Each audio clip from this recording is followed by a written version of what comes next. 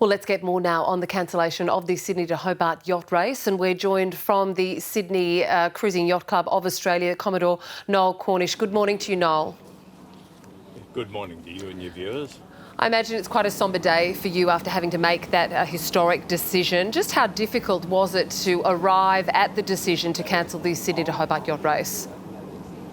Of course, very difficult decision, but the safety of everybody in the race and those associated with the race has always been our highest priority. We knew it would be difficult in a COVID world to try and get this race away, but we were certainly getting optimistic, 4 or 5 days ago, that we were very close to the start on Boxing Day.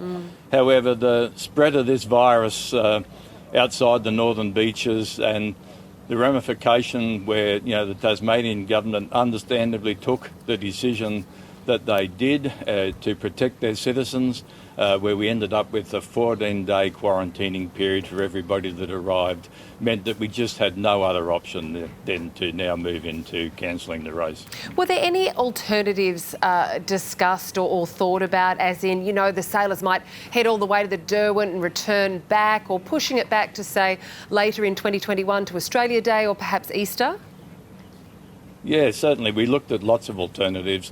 On the alternative of sailing down to the finish line in Hobart or to the Iron Pot or something like that at the entrance to the Derwent River, we're very mindful that if something was to go wrong with one of those yachts while they were in Tasmanian waters, then there would be an expectation, understandably, that someone from Tasmania would come out and provide assistance to that boat, and that if somebody needed to be taken off one of those boats, then they would go into Tasmania, into their hospital system or medical system, wherever, to look after them.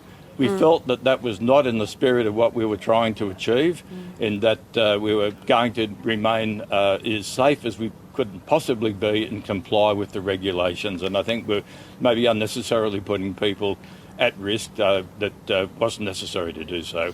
Noel, in terms of a postpone... Sorry, go on, please. Read the postponement. I was going to say, in terms of a postponement, look, if it was 2 or 3 days because of a weather event offshore, then there'd be no problem in postponing. But it's a year-long campaign for skippers and crews to get their boats ready. There's a lot of annual leave involved, there's a lot of logistics involved, and to put it out an indeterminate period, 2, 3 or 4 months' time, people would have to reorganise their lives, and it's a massive effort for the club in logistics to be able to set this sort of race up as well. And it was just unrealistic to be able to think we could do that and have people being able to change their lives to that extent to make a postponement possible. We've only got about 30 seconds left, Noel, but I just would like to ask you, you've sailed 13 Sydney to Hobart, you're regularly competing in club races. As a sailor and as for some of the sailors that you've spoken to, what's their reaction been to this cancellation and also the flow-on effects for the sailing season that's coming up? Yeah, look, it's devastating for sailors, and we're hoping we'll get through this patch as quickly as possible and get back on the water again.